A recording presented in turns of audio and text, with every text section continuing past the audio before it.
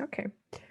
Hello, my name is Caroline. I'm a student in international business in Germany, and I'm here today with Xenia Duffy, who will tell us a story about her personal development, about self-awareness. And I would like to ask Xenia quickly to introduce herself, maybe tell us a little bit about her work and her role, and yeah, just quickly what you have to tell. Hi, my name is Xenia Duffy. I'm the CEO for the company Zeal. Zeal means a flock of zebras, and basically what we do is help CEOs and owner leaders of companies build sustainable strategies. Zebras are companies that work with both purpose and profit.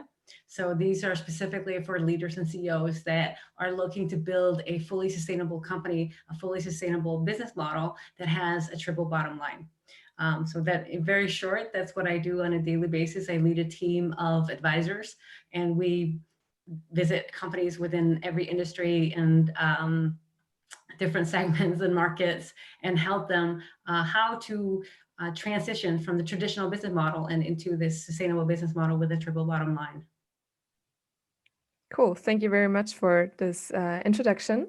And yeah, as I said, I know that you have some interesting story to tell us today about your personal development and that you would like to connect it to the competency of self-awareness. So yeah, I would be happy to hear about it. Okay, so as I said, I'm the CEO of Seal today, but I have 20 years of experience in corporate specifically. I used to work as a strategy director. I've been responsible for HR, marketing, communication, and otherwise. And so I've had quite a long and steep career progression over the years. And today I also teach. I teach at universities about this sustainable business model that we use at Seal. And a couple of weeks back, I was teaching at the university, and the student came up to me and she said, I've never heard anyone say that you choose your leadership style. Nobody's ever said that to me. I've never heard it phrased that way. And I answered her question. But as I walked home, I thought about it and I realized that I wish somebody had said that to me when I was her age. I was 26 years old when I got my first management position. I was in a global leadership team and I was responsible for technical development in Denmark. And we also had production sites in Asia. Um, but nobody had told me about choosing your own leadership style. So I kind of got thrust into this corporate world. This was not my intention. I actually wanted to work as a high school teacher, and I was passionate about literature, and especially literature that relates to fantasy and adventures. And I was studying and I actually wrote my thesis on hero myths, specifically the modern hero myth of Harry Potter. So that was what I knew. That was my base, my educational base when I came into this first role as HR manager. And so I just started learning how to speak corporate language, how to act within a corporate organization, and basically learn how to be in a corporate culture, which was very, very much far away from the university environment that I had been part of. And so my career started progressing. I came from HR manager to HR director to regional manager in General Electric. I've moved from HR to marketing to communication to IT to quality, and I was actually quite successful. And I became responsible for strategic areas and strategic development. But one of the things that I suddenly saw, actually, it was in 2013. I was nominated to win a scholarship for an MBA at Henley Business School, and they had a lot of candidates on the list. And I kept moving from one final to the next, and it was going very well. And when I got into the final with the final three candidates, I really wanted this. And we went for these interviews and they asked me all these questions about like, where's your career going? Where do you see yourself in 3 years? And I completely saw myself in a CEO role. And that would also be the natural next step to the point where I was at that time. I won the scholarship and I got nominated for this potential leadership talent award. I was awarded the prize. And actually, it was at the ceremony, there was a photographer. She wanted to take pictures of me. And I showed up, of course, in my suit, as I always wore at the time. Um, and I was standing in front of the camera, and she says to me, you know, you should loosen up a little bit. You should be more natural. And that's when I thought about it for the first time, like, how can I be natural? There's nothing natural about this. I'm wearing a uniform that I was told to wear because that's the corporate culture. I'm speaking a language that has nothing to do with how I speak in real life. I would literally feel like I was two different people. I was this person at home that would wear my heavy metal t-shirts and then I would go to work wearing a suit and just fit into that culture.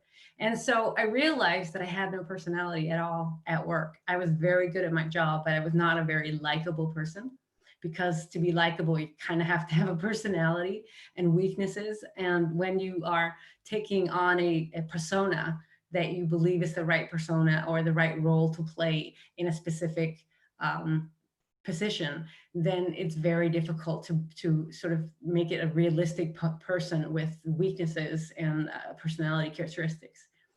And so standing in front of that camera, I just kind of knew that the person that she was looking at was not me.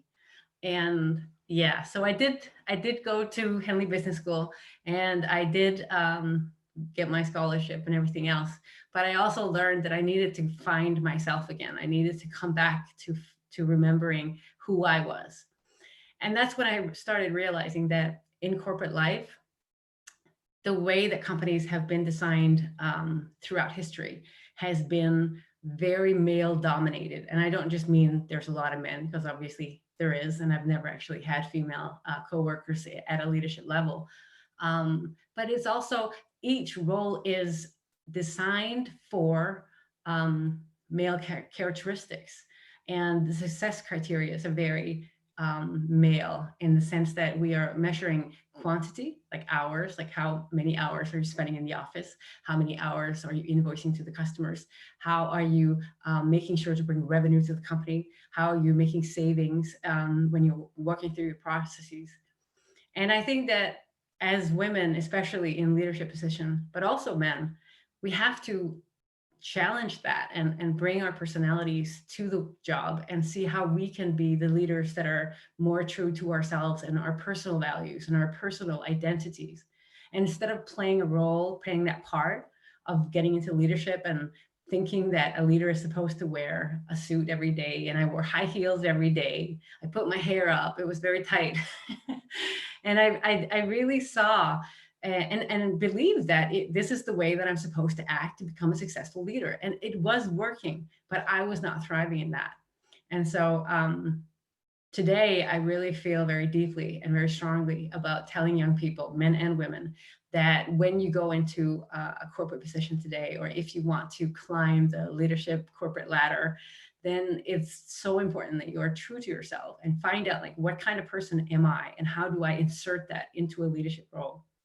And I also think that today it becomes even more and more important that we lead with empathy, that we lead with humanity. And in order to do that, you have to bring your own humanity, you bring your own personality into work. And it is difficult because there are still uniforms, and there are still things that we tend to think will signal success. So, like, if you're wearing a suit and driving a nice car, then you're successful. If you're wearing a very expensive watch, then you're successful.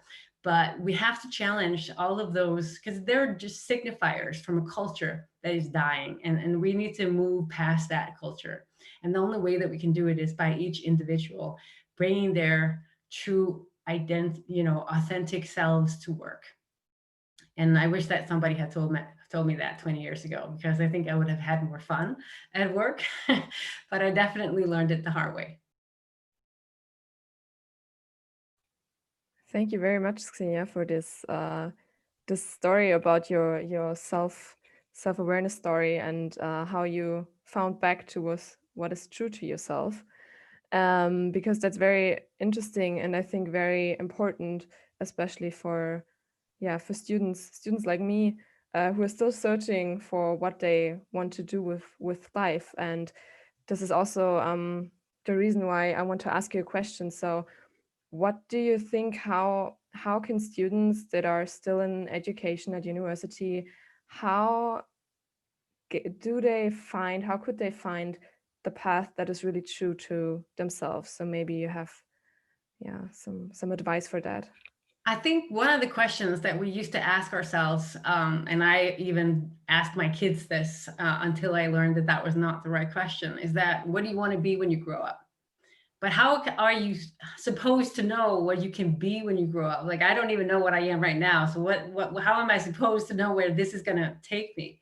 I think the more important question is that what kind of impact do you want to have in life? Like, what is it that you want to do with your life? What is the footprint that you want to leave in this world? And I think that that will, if you visualize to yourself, like, where is it that I want to go? Like, how do I see that world?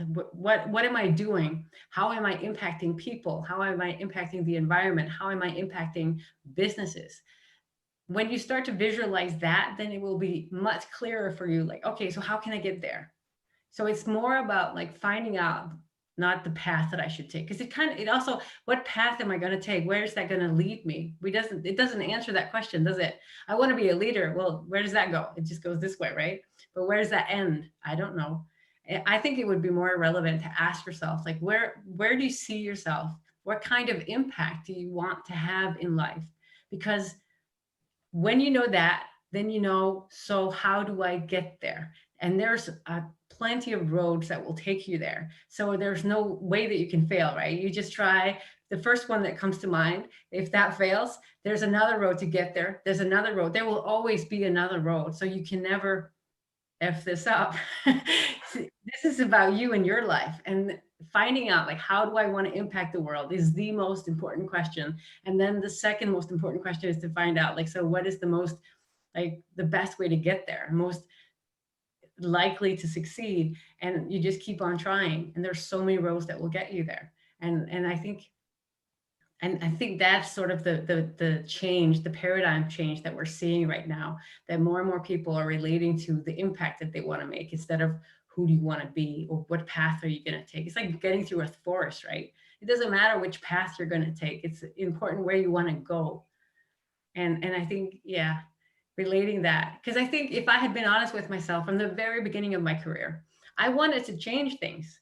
Like, I already thought, like, at the very, very beginning of my career, I already thought that things did not work in a way that I felt was feasible. I did not think that it was a healthy workplace, a healthy environment, a healthy way to run a business, because it was so focused on running for economic growth and only measuring economic success rate. But even back then, I just felt, well, I just got to get in the game and play by the rules and do what I'm told. And then I'll get through the system and I'll work my way up. And then eventually I will be so successful and influential that I can change things. And by the time I got there, I realized I cannot change anything from the inside, because there's always somebody above you. Even if you're a C-level, there's a board. Even if you're at the board, there are owners, there are stakeholders. And basically, there's always going to be somebody else who will decide where this business will go. If you want to change things, you need to start by thinking about, how will I change things and what kind of impact do I want from the beginning? And maybe the most obvious path is not the direct way through the system. At least it was not for me. But I didn't think about that. I just believed that it would be the traditional career path through the system that would take me there. Okay. Thank you. It's very, very inspiring. So maybe if you could now to summarize it in one sentence, what is the key message? So, or maybe in one word or a phrase, what is the key message of your story?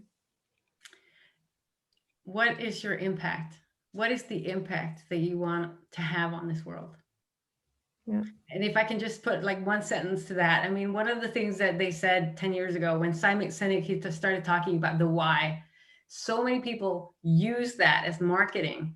And the why became this fluffy thing that was sort of meant to be this major reason to be in this world. And I don't believe in that. I believe that there's an impact, there's a difference to be made. There's something that needs to change in this world. And you already know what that is. So if you can like put that into words for yourself, what is the change that you want to impact? and then work towards that, because it becomes less important how you get there. Like careers, titles, salary, cars means nothing when you know exactly the change that you're heading to. And it will be worth it. I know that it will be worth it. It will give you a job, it will give you a career. But if you're working towards making that change, that will be your driver. And then you will not be making decisions based on the title or the salary level or whatever. You will make decisions based on if this will matter to you. Thank you very much. Yeah, and I think you also answered before the practices. So you should become aware of what is it you want, what is your impact. That's probably something that people have to practice. Do you have anything to add on that? How people can become aware of what their impact is, just to go to yourself and find it out? I think that you start by relating back to yourself. What's really important to me? What gets me up in the morning?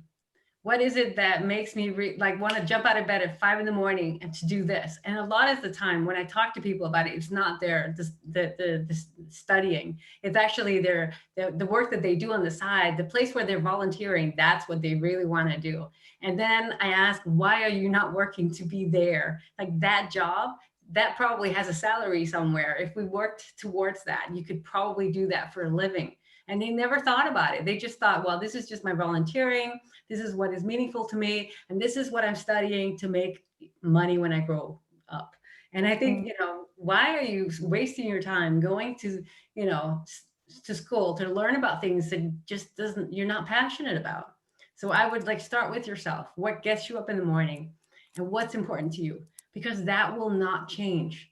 Even when you start building a family or you buy a house or you have bills to pay, you will still want to have a reason to get up in the morning. And that reason should not just be to get a paycheck. So if you are getting up early in the morning to go volunteering instead of going to school, then you need to find out, like, how can I make money off of the thing that I'm volunteering for? Thank you very much. That was super inspiring. And I think it will also be very insightful for many students who will watch your interview during the program, the Next Gen Lead program. And yeah, just once again, thank you for taking the time today, telling the story, telling about your insights and your career and journey to who and what you are today. And yeah, super happy that you took the time. Thank you very much for inviting me.